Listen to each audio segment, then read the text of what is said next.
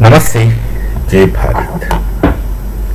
Very recently, two terror modules were busted in Delhi.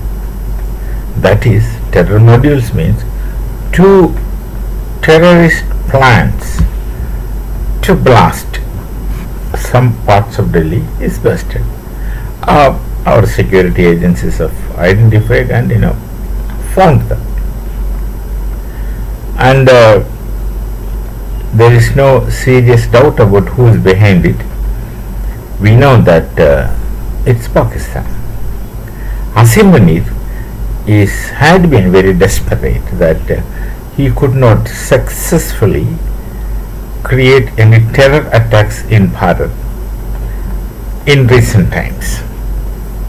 There were several attempts by different terrorists outfits in Pakistan.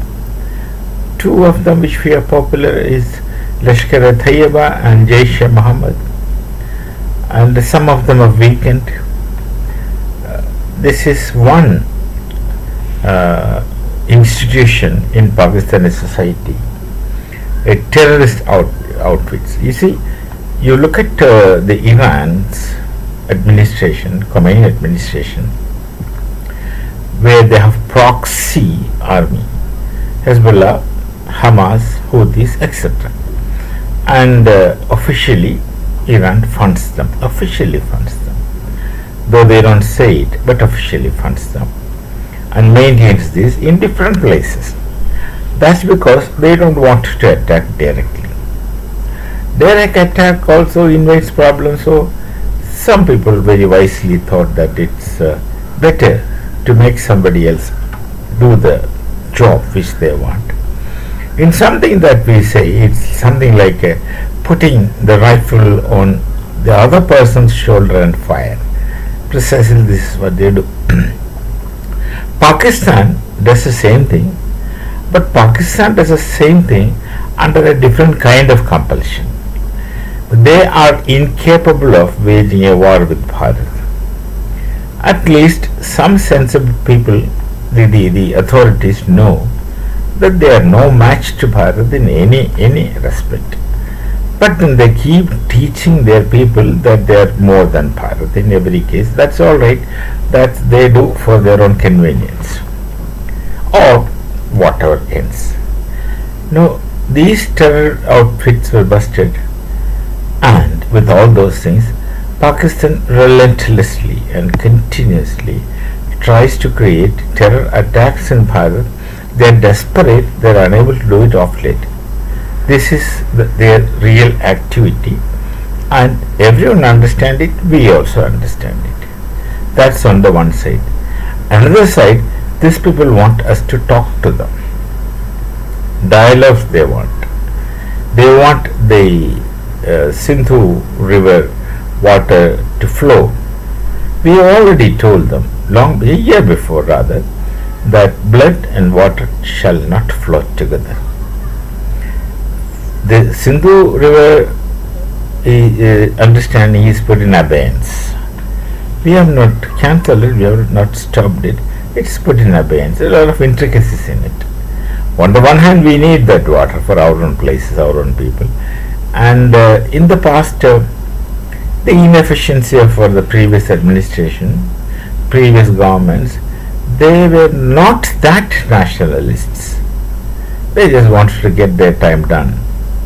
They wanted to have a comfortable life, etc. Their thoughts towards the people of Bharat were much less as compared to the present nationalist government's thoughts and activities. It makes a lot of difference. It makes a real lot of difference. When the government thinks in terms of nation, not for self-esteem, but for the sake of nation and for the people of this nation, they are concerned, their entire work is for that, and the present government is working hard towards that. The whole situation changes. You will find nation progressing, becoming rich, infrastructural development and development in every place, every sphere of existence. Pakistan cannot do it. Pakistan cannot do it because there is nobody, a Pakistani, if you talk about it, They have their army, they have their civilian government, they have their Maulavis, and they have their terrorists. Nobody is concerned about the nation Pakistan to begin with, and then also to the people of Pakistan. So they are very comfortable people in their own manner, with their own petty lives and lives requirements. So they're not farsighted. They could have made dams in the past.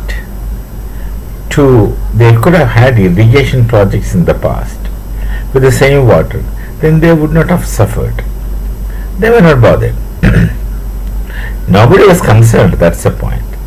Nobody was concerned. Nobody was bothered. They are only trying to buy time in a temporary sense. They temporarily try to buy time and then go on. So nothing is permanent in Pakistan. Everything is fleeting and temporary. They keep sending terrorists to Bharat out of sheer frustration.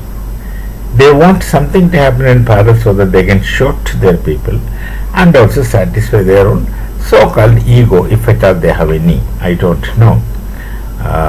To have ego also you must have substratum. They don't have such substratum, and yet they want to talk. And these terror attempts will continue by Pakistanis, and they are not going to stop it. And so long as they abet terrorism, fund terrorism, and send terrorists to Bharat, how on earth can they expect us to talk to them? Talk to whom? Who is accountable for Pakistan? Nobody. You talk to somebody, and that fellow is instantly shall stab you from the back. This had been the history. We have had a foolish goodwill that we were talking to them. Actually, we should treat Pakistan as non-existent as far as we are concerned. We will have to only give back whatever they give us, retaliate, and at times admonish, at times give them a lesson. But then these people cannot be talked to. So long as they have this religious fanaticism, and they consider themselves as the best Muslims in the world, up to them to think so, and hatred towards Bharat, hatred towards Hindus. These are the things they are trained in right from childhood. So this situation doesn't permit us to have any kind of talk to them, any kind of talks to them. So whatever is the case. They have to. There is no point in them talking, and also there is no point in we talking. We shall meet. Namaste. Jai Bharat, Jai Sri Ram.